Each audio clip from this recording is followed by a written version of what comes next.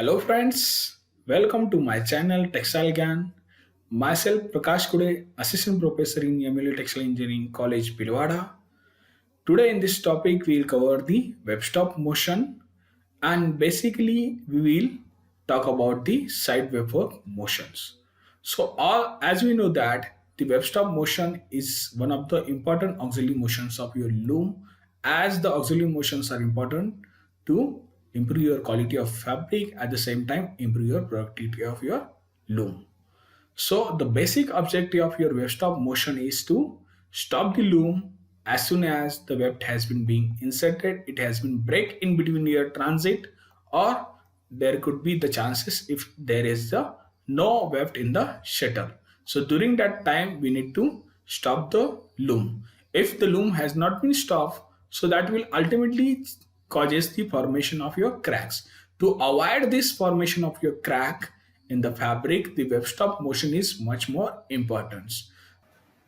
So this motion is therefore must for your high speed loom, specifically if you are producing your expensive fabric. So there are basic two different types of web stop motions are there. One is your side wave fork motion, another is your center wave fork motion. So basically we cover about this in this video, that is side wave fork motion. In next video we'll talk about the center wave fork motions.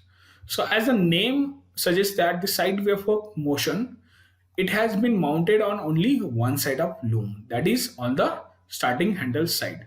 So in this figure we'll see the basic different parts and how the mechanism has been worked in this side wave fork motion. So if you know that the basic drag go comes to this side wave of motion, that is coming from your bottom shaft. A is your bottom shaft. On this bottom shaft there is a cam has been mounted. If you see here, B is the cam which has been fixed to the bottom shaft A, and this cam is touched on the top of that. There is a lever we normally call as a greyhound lever or hammer lever, and this lever is connected to the hammer D, which is, if you see in this hammer there is a notch also there. I will talk about why this notch has been important in this case.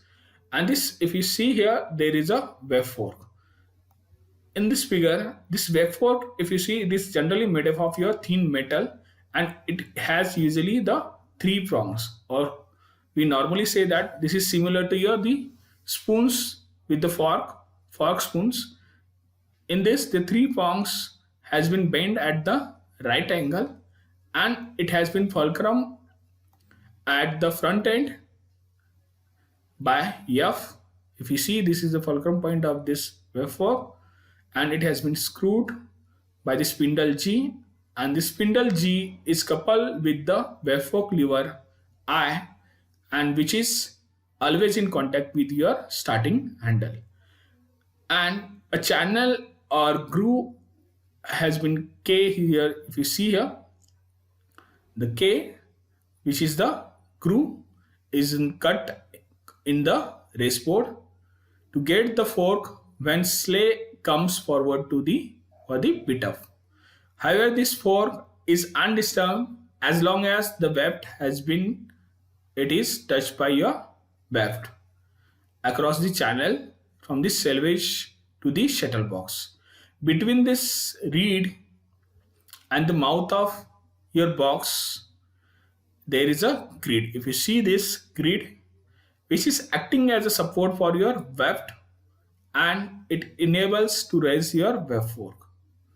So we'll see how this web fork motion has been working in the presence of your weft, at the same time in the absence of your weft, how this mechanism has been worked.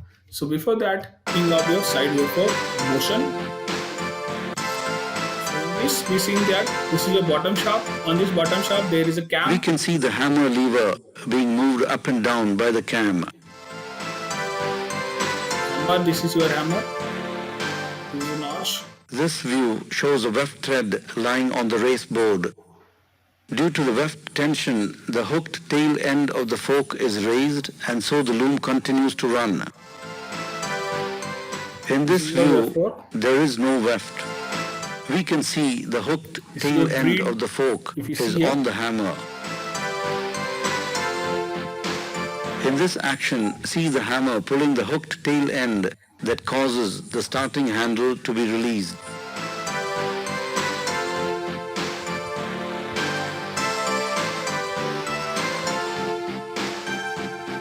so in this video, we have seen that how the weft fork motion has been worked in the presence of your weft and in the absence of your weft. So basically, see the working of this weft fork motion.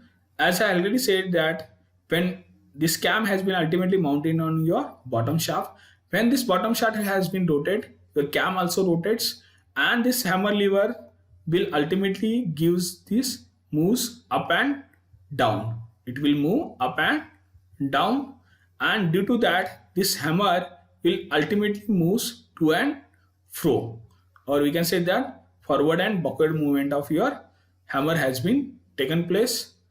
Since the hammer getting its motion from your bottom shaft, it will only get forward movement and one backward movement for every two picks. For every two picks, it gets the only one forward movement and one backward movement for every two picks. So we'll see in the presence of your weft how this mechanism will act, and then in this presence of your weft we need to run the loom without any fault. So when loom is running, if weft is lies in between your fork and the grid, in between your fork and this is your grid, and therefore the fork tilts and the hook end of your tail has been raised. If you this see here, this is a prong when there is a weft is there in between your in front of your fork and the grid. So due to that, it this front end of the US fork has been comes in contact with your weft. So due to that tension in your weft, so the this end has been tilted backward, and due to that, the hook tail end has been raised up. When hook tail end has been raised up, so it will clear off your hammer notch and loom will continue to run. So we'll see the next when weft has not been present. So in absence of your weft, how this mechanism has been work. So in when weft is absent, this strong fork will push inside the grid freely. So this will go inside this grid. When this grid it is ultimately mounted in front of your prong in the race board or on the sleigh. So this leaves this fork in this position as shown in this figure. When this hammer moves forward, when this hammer when it moves forward, so it will carries this fork with it, and this fork will in turn moves this weft fork lever, which therefore knock off the starting handle. So that will ultimately shifting this driving belt from fast pulley to the loose pulley.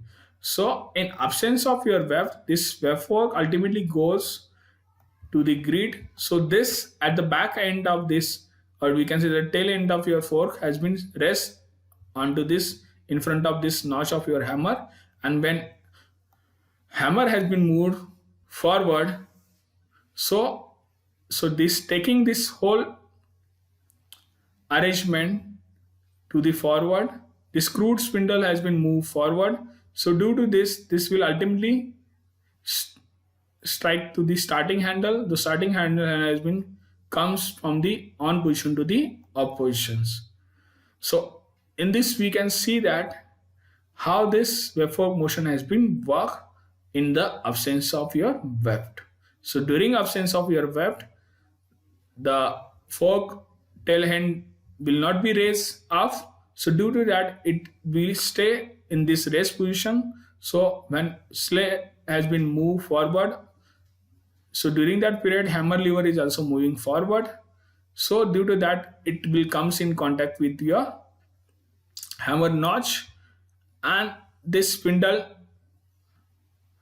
screw spindle, it will be also carrying this whole assembly, and that will stop the loom. So this is the basic working of your side wave fork mechanism. So thank you so much guys for your kind attentions. Don't forget to subscribe my channel, like, share and comment this video. Till that, stay tuned to my channel.